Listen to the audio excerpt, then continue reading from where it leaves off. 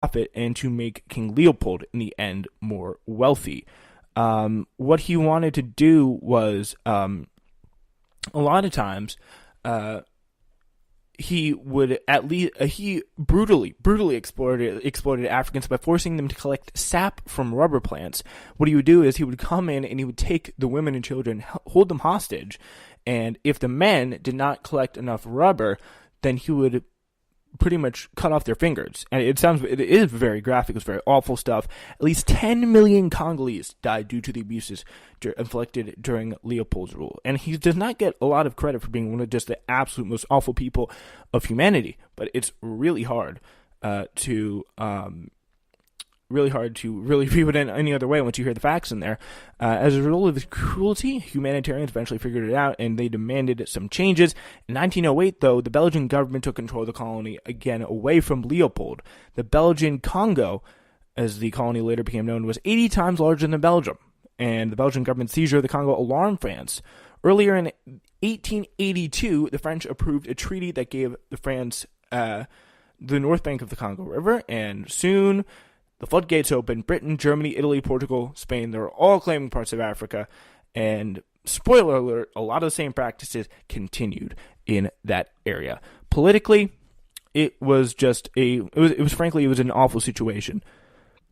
And some of the methods used, there was forced labor, imposing the culture of education and religion on these Congolese people that they obviously did not want. There was torture and punishment. They captured the women of the village, as I mentioned, in order to force the men to work. There was definitely direct control, very intense control over the region. Direct versus indirect. Indirect is obviously the hands-off versus the hands-on approach that was used by some, but the Belgians definitely chose the hand-on approach in this situation, or King Leopold did. So, yeah.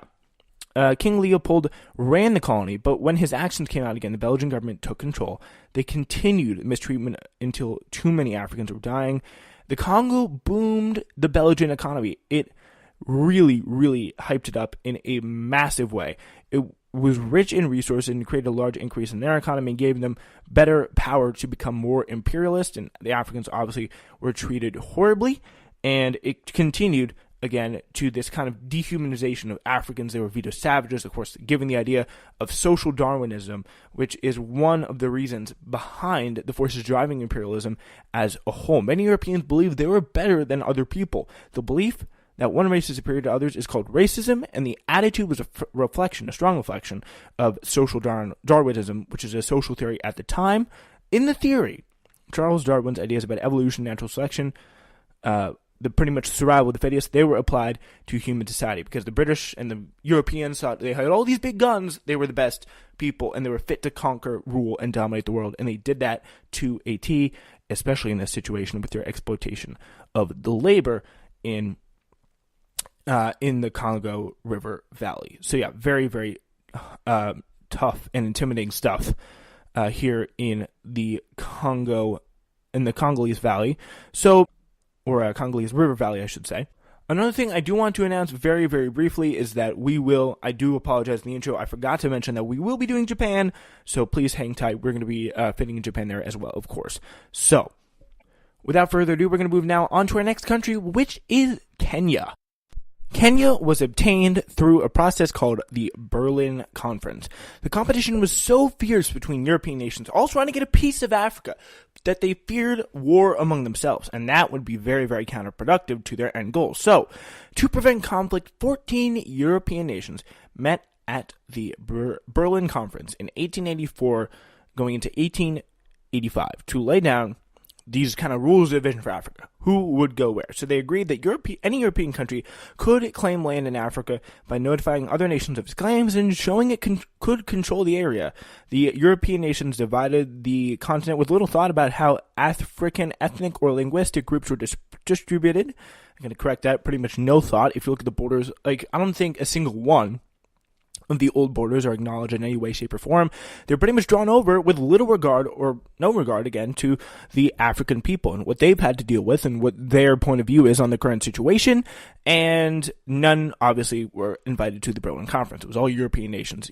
And No African ruler was, again, invited to attend the meetings, but the conference, very important to realize here, sealed Africa's fate. And by 1914, only Libya and Ethiopia remained free from total European control.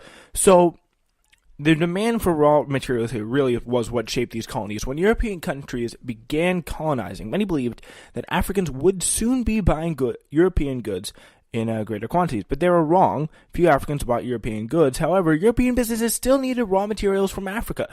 The major source of great wealth in Africa proved to be the continent's rich mineral resources that were on display. The Belgian Congo contained untold wealth in copper and tin, and these riches seemed small compared to the gold and diamonds in South Africa. And how would they be mined? Through a very tough labor in the Congo and just a brutal treatment all throughout by these European powers that were incredibly tough. And it was also tough for these farmers here. These products, they displaced the food crops grown by the farmers that they needed to feed their families. And it was a very tough situation to deal with. That's pretty much how Kenya was obtained. They obtained through pretty much they were put under British control through really no desire of their own. They were just kind of divvied up by the Berlin Conference, in order to prevent a European war. And the main goals about why they wanted to control was cash, civilize, colonize, and Christianize, otherwise known as the 4 C's that pretty much drove every colonization effort except for the Ireland one, which we already kind of went to in great detail, which, I mean, I guess you could say it kind of did fit to the Ireland one as well. But, yeah, Christianize, spread the religion. Cash was a huge one, but there was the colonizing and civilizing aspect of we have the superior culture and we need to bring it and impose it on these other people who they viewed as barbaric and not fit to really to rule and to understand. So that's kind of how it happened in Africa. The Berlin Conference kind of prevented really a lot of fighting between Europeans, and it prevented a lot of the agency to make their own choices Africa would have had if they would have been included in this thing. But obviously, it wouldn't be. It would kind of be a little bit surprising if Africa was like, Europe went to Africa and was like, so Africa, how do you want to be divided up among us? We're going to control you, obviously, but how would you like it to be? Like, that would be a little bit out of the ordinary, but still, again, awful situation. Some of the resistance efforts that took place were notably in Ethiopia, where I already mentioned that the Italians were able to were driven off by Ethiopia after Italians tried to colonize them, but the Ethiopians caught an irregularity in the agreement that would have given them a huge loophole, the Italians, to take control of the land. But after that period of time, Ethiopia built up its military and was able to fight everyone off. And all resistance efforts across the continent were squashed because no one had the weapons or capability that these European people had. They had Maxim machine guns. They had steam-powered boats to move resources and goods very quickly. And, I mean, the only really way they could counteract this, and we'll see this a little bit later on in the episode, was to modernize and to do so in a very quick manner. And that's what Ethiopia did. They built up the military, built up the technology, and able to fight off these people and to show, we're going to be keeping control of our own land. Thank you very much. So that's kind of how it went with resistance efforts. And now we're going to move on to our next major country, which is India. Originally, when the Indian Mughal Empire first actually opened up trading to England, it was the East India Trading Company, which is associated very strongly with Great Britain. It was a joint stock company that had a lot of power in that region. It first kind of managed Britain's holdings in India and established a sphere of influence, which is an area, as a part of a country, collection of ports, whatever, where one country controls all trade. One foreign European power controls all trade. We'll discuss a little bit more on sphere of influences in the future. So that's kind of how things started there, with a kind of a East India Trading Company largely controlling a lot of happenings, a lot of events in that area. Then, something very disturbing happened. What happened was, at first, the British valued and treasured India more for its potential than its actual profit. The Industrial Revolution really turned Britain into the world's workshops, where raw materials from all Britain's colonies were being turned into incredible goods and items. Its 300 million people were also India's 300 million people were also a large potential market for British-made goods that they were getting from Kenya, India, other major British colonies that have been established. It's not surprising then that the British consider India the brightest jewel in the crown and the most valuable of all Britain's many colonies.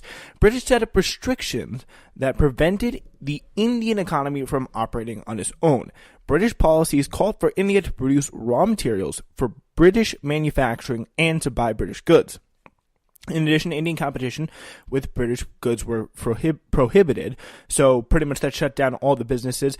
India's own hand-loom textile industry was almost put out of business by imported British textiles. Cheap cloth and ready-made clothes from England flooded into the Indian market and drove out local producers and forced them to all become under the complete and utter control of the British. And that's pretty much what happened there. The British kind of took control of the market.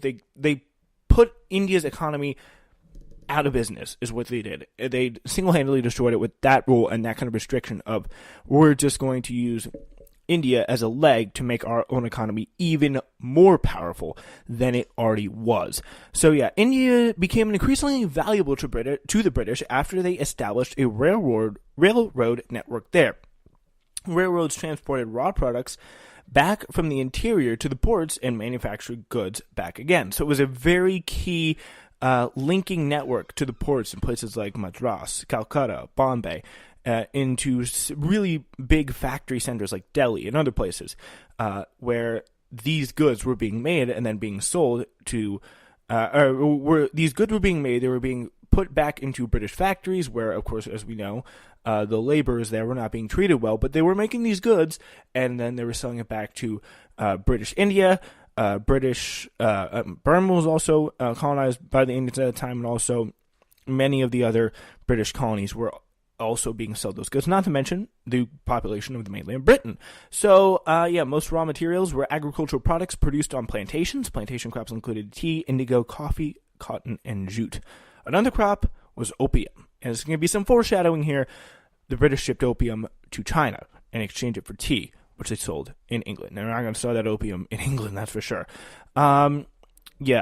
So a lot of this stuff happened kind of all at once, and India both benefited and was harmed by British colonialism. On the negative side, British held much of the political and economic power, and the British kind of took away, again, the economy of India, and really kind of had a rough go of it socially. The emphasis on cash crops resulted in a loss of self-sufficiency from many villagers. They were not able to provide for themselves, and obviously the textile industry was very much put out of business, and a lot of Indian producers were put out of business on the economic side. The British officially adopted a hands-off policy regarding Indian religious and social customs. However, the increased presence of missionaries and the racist attitude of many British officials threaten the traditional Indian life. So, I mean, you can imagine like what it would have been like if they viewed these Indians kind of as just idiots and just plainly savages and barbarians, like they view pretty much the rest of the world. I mean, what do you expect would happen? Not very good things. But there was good things happening in India. I mean, you could make an argument the bad did outweigh the good for the Indians in terms of the moral side of things, but there was the laying of the world's third largest railroad network, and it was a major British achievement. When completed, the railroads enabled India to develop a modern economy and brought unity to connected regions. It kind of brought India together as a whole, which again could foment things like nationalism that the British may not want to see happen, and we will discuss. Along with railroads and a modern road network, telephone and telegraph lines, dams, bridges, irrigation canals enabled India to modernize in a big way. Sanitation and public health also improved, as well as schools and colleges. But they also came into existence way more than before, and literacy very much increased. Also, British troops cleared India of bandits and put an end to local warfare among competing rulers. So they did kind of bring it up to speed a little bit. And they put India in a better position once they got uncolonized to be in a better threat. But they had to go through the fact of being in British control for a long time, and that was not very desirable to them. It is important, however, to get some of the ideas of the methods used to maintain British control in India. They owned newspapers there and made newspapers, the center around British affairs, not Indian political, economic, or cultural life. So the culture was pretty much snuffed out. There was racism against Indians and